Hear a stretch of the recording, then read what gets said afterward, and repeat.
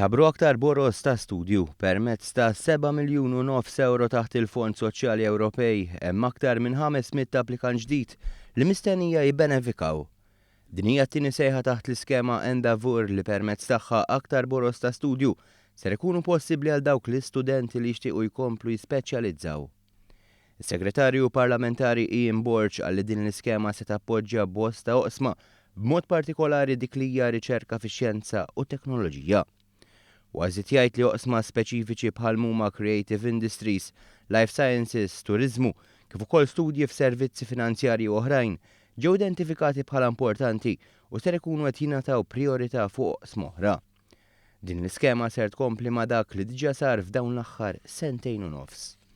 Taħt l-ewwel sejħa li kienet ħarġet taħt din l-iskema 304 studenti ingħataw boros ta' studju li ammontaw għal aktar minn 2 miljuni u 600,000 euro.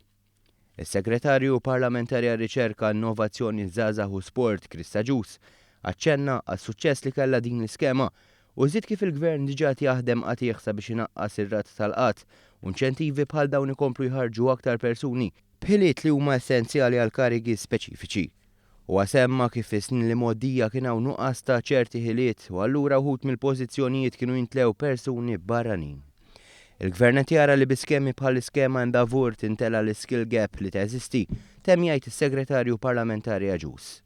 L-applikazzjoni għal dawn il-boros ta' studju se tkun tista' tinkiseb online waqt li l-applikazzjonijiet jibqgħu jintlaqgħu sas-6 ta' Lulju 2016.